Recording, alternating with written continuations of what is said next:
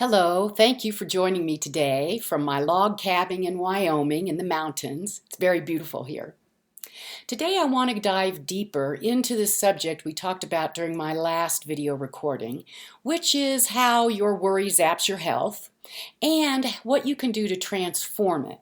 Today we're going to talk about the transforming it part in a little bit more detail.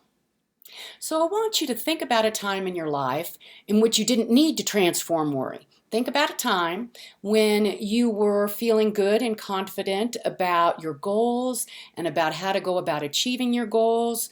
You had full days of one step after another that you felt good about the way you were proceeding in your life, and you were eager, you were hopeful, you were confident, you had clarity about what was best for you, and you were just taking the actions you needed to take. You were making that work in your life. Now notice what isn't present, what wasn't present during that time. What wasn't present for you likely is a lot of worry and anxiety because you were eager, you were hopeful, you had clarity on your pathway, you had confidence about the steps you were taking to get what you wanted in your life and to achieve the goals that you had.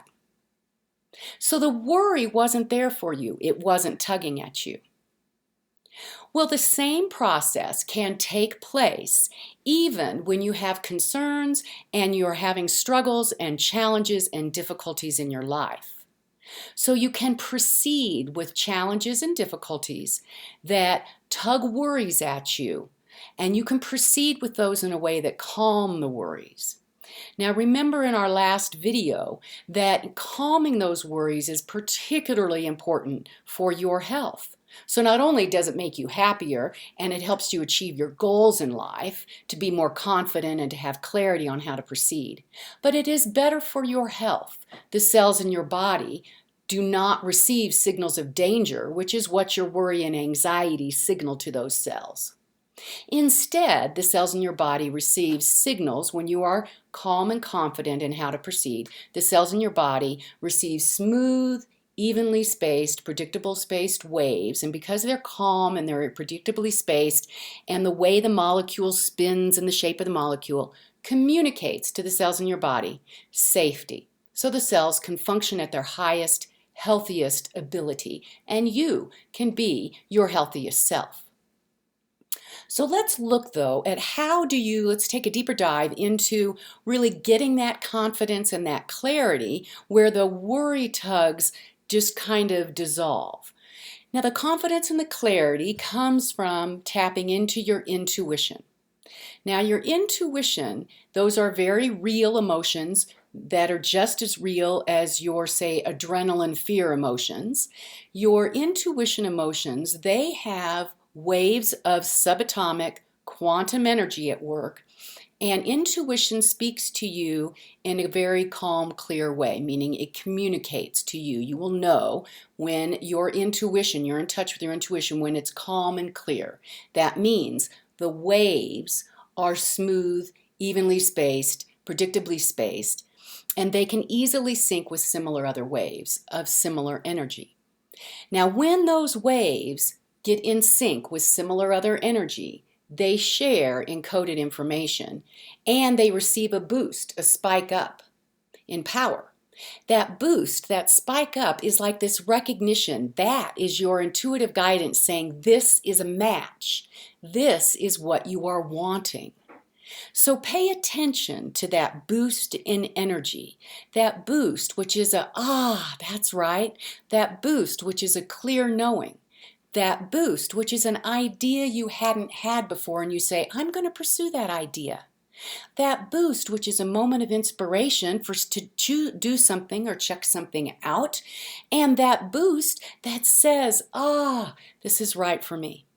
So your intuitive guidance to be able to be calm inside of yourself, to be able to be your healthiest self, because your pathway to get through challenges and difficulties is clear for you. That guidance is real. It's your intuition. It's scientifically proven. And it syncs with similar other energy waves sharing encoded information, which is your tug of recognition that says, This is what's right for me. This is the decision that's right for me. So as you transform your worry and anxiety in difficult, challenging situations to being powerful, to being confident, to being clear, which is great for your health, there's 4 steps which I reviewed in my last video to you, and those 4 steps are, and then we're going to dive a little deeper into them. Those 4 steps are, first, being aware that you're having the worry and noticing it. Second, to identify what is the worry about. What is your worry? Number 3, to identify what is the guidance you're needing in order to calm, in order to feel that ease and that confidence during your difficult time. What is the guidance that you're needing? And 4, tapping into it and paying attention to this intuitive guidance system you have and knowing when it's communicating to you versus when it's not. So, tapping into your intuitive guidance. So let's just look at some examples that will dive a little deeper so you can have a better idea of how to use this guidance so you can be your healthiest and your happiest self, and you can navigate any challenge and difficulty in your life and transform that worry. So I remember that there's a friend of mine that I talked to not too long ago, and he shared with me how he used his guidance to get through a difficult situation. He hadn't received some money that he was anticipating receiving, and that caused a lot of worry for him. He had bills to pay, and he was worried about which bills should he pay and what would happen if he couldn't pay some of the bills. Well, he knew he couldn't pay some of the bills, so he was worried about what happens when I don't pay those bills. So he described to me that he really needed guidance on which bills to pay. And then he needed guidance on what steps to take to get out of this difficult situation. So his calm and quiet time, which he told me he had been practicing with recently since he'd heard some of my earlier podcasts, his guidance system speaks to him with a great big yes or a great big no, so it like almost shouts at him, yes, that's it, versus no, and he gets kind of a sinking feeling with it when it's a no. So he described to me how his guidance system communicates with him. So first he took into his quiet time, one, he identified that he was feeling worried. He knew what he was worried about. He was worried about which bills to pay. And he was worried and needed guidance about what are the next steps I take to get out of this difficult situation. So in his quiet time every day, and it was interesting that he described to me this was a process. So in his first bit of quiet time, he asked the most immediate question of his guidance and tuned into his inner wise self, which is his calm, smooth energy waves getting in sync, and giving him the guidance he needs with a boost of recognition. Yes, this is right for me. So the question he asked is, which bills do I put on hold? Because he only had so much money. And his guidance system did speak to him about that. He had a calmness and a clarity on which ones to pay and which ones not to right now. So that was helpful to him. He could say, okay, I feel confident that these are the ones I should pay and these are the ones not. Then in subsequent days, because this is a process and he's having quiet time every day, and I encourage you to have quiet time every day, get familiar with how your intuitive guidance talks to you. So in his quiet time every day, then he put forth a vision for being on the other side of this difficulty, having financial stability, having job security in which he could pay his bills. And it was interesting that he described that every day he had a little bit of a different nudge, a little bit of a different idea of how to proceed. So one day he checked out an online resource that he hadn't thought to check on before, and that was really helpful to him because he got some additional financial help during this time of crisis. And there was another day in which he had an idea to talk to his boss about a way to proceed in his work that would be more secure. And he did. He talked to his boss about that, and it worked out better for him. So his guidance every day, he got in touch with his nudges and his hunches and some ideas that he hadn't had before.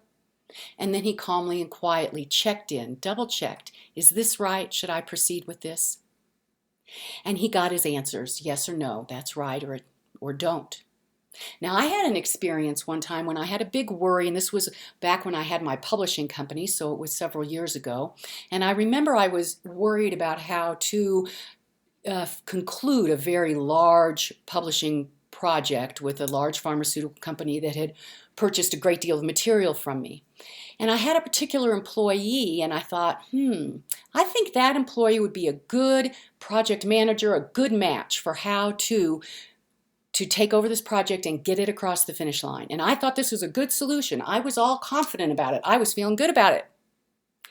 And I took it to my intuitive guidance quietly. And at that time, I wasn't as fast getting to my calm, quiet self.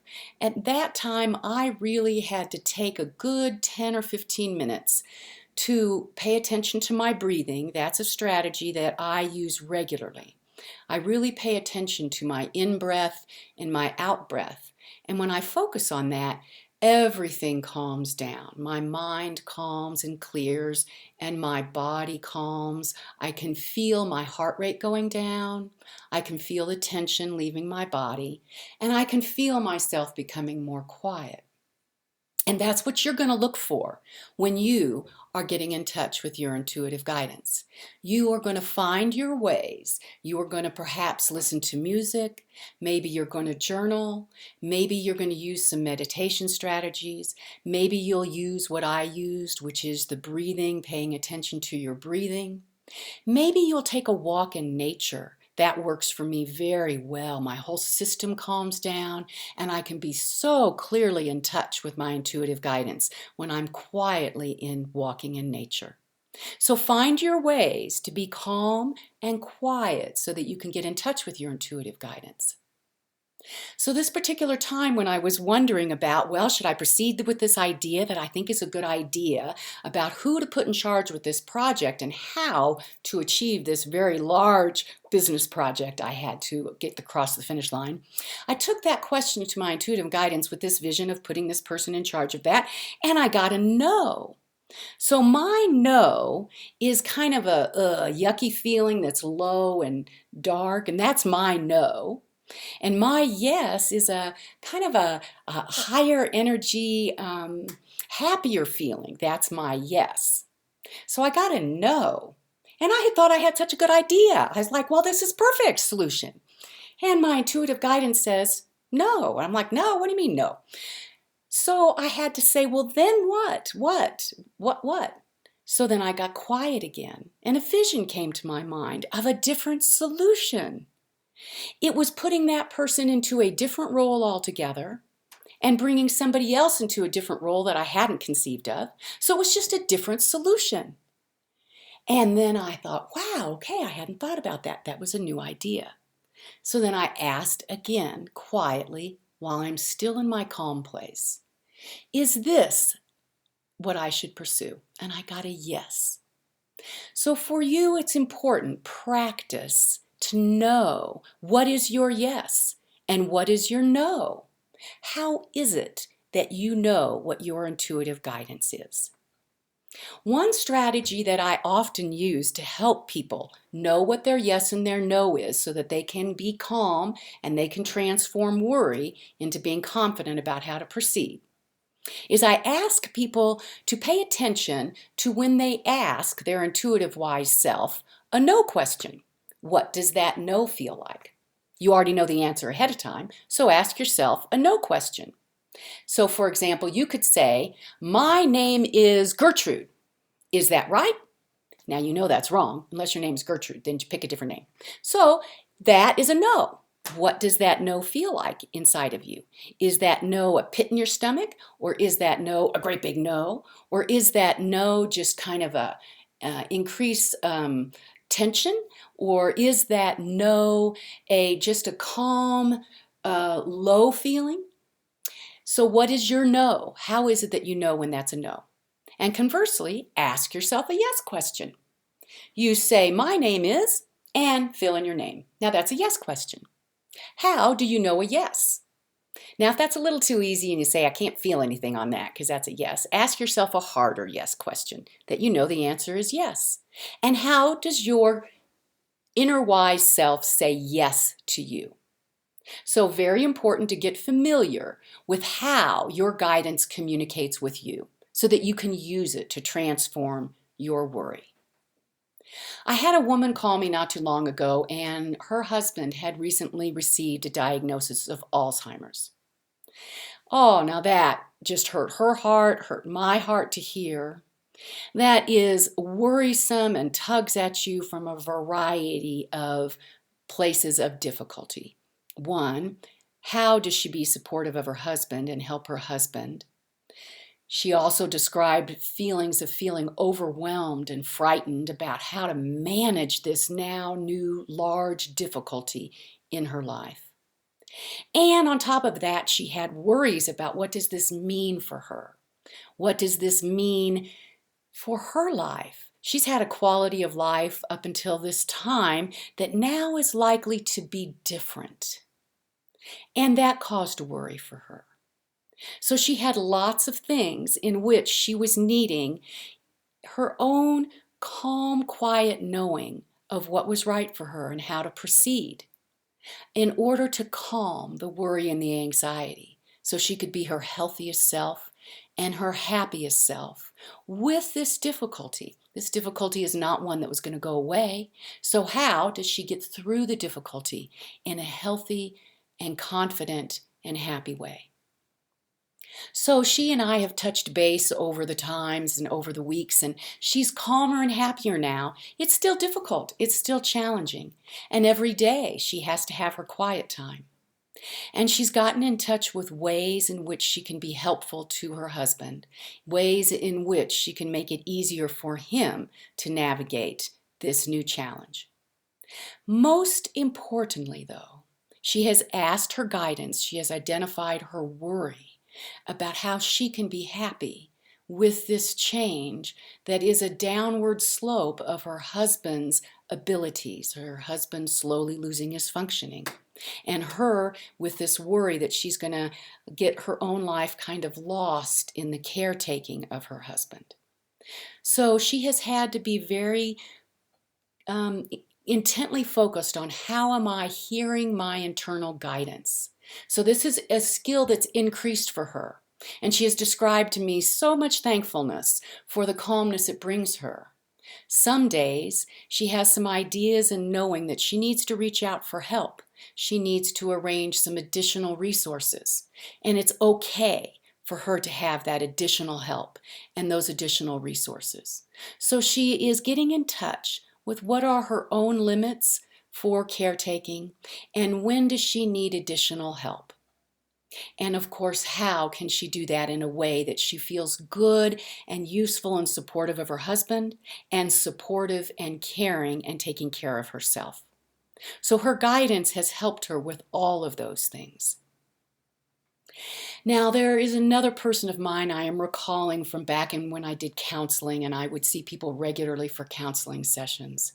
And I'm remembering somebody that probably has a concern that many of you do, which is that you have loved ones that are making decisions and you are worried about the decisions they're making, worried for what that means for that person, and also worried about how those decisions may affect you. So that's a different kind of worry. Again, I'm describing a variety of worries, and how do you transform those worries using your guidance system? So this woman had a spouse who was making decisions related to money that affected both of them. She was worried that the decisions would really have a negative impact on her husband, her spouse, and she was worried that it would have a negative impact on them as a couple. And her own personal financial future, their future for financial security and stability. Now, those are big worries.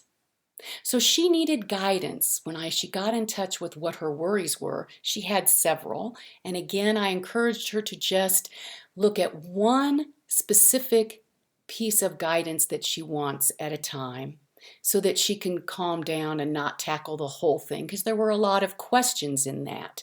Her questions were what were financially wise decisions to make, how to communicate with her husband so that they could make those wise decisions together, and her worry about whether he would fulfill the agreements that they had made about money. She also then worried, what if he doesn't fulfill those agreements made about the money? What does that mean for me in my future?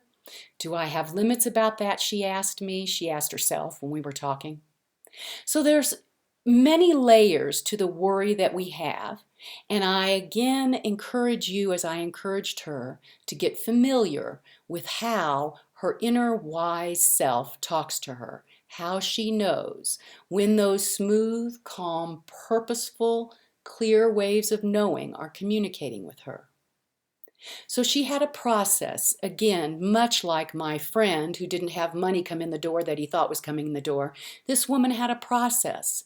It was a process in which she received guidance and knowing on when to talk with her husband about money and when not to, like when was a good day to do that and when not to. She used her guidance for that.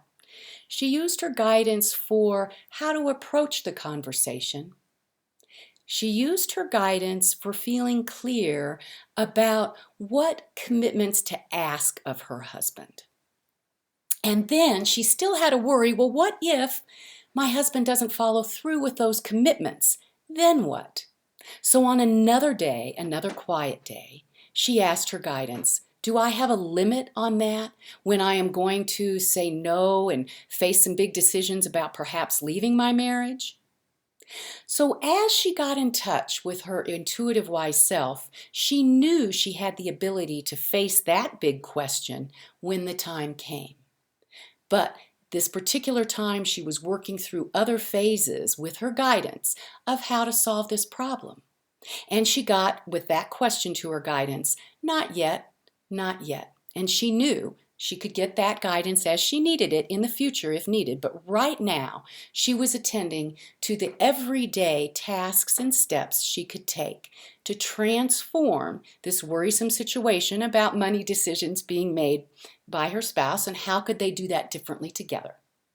So these are just descriptions of how you can get into your calm and your quiet place, and the steps and the processes that you may take to have clarity of what steps to take and what pathway is yours that's right for you, for worrisome situations, to transform to calm and clear and purposeful choices, good choices that you feel good about and you say, yes, this is right for me.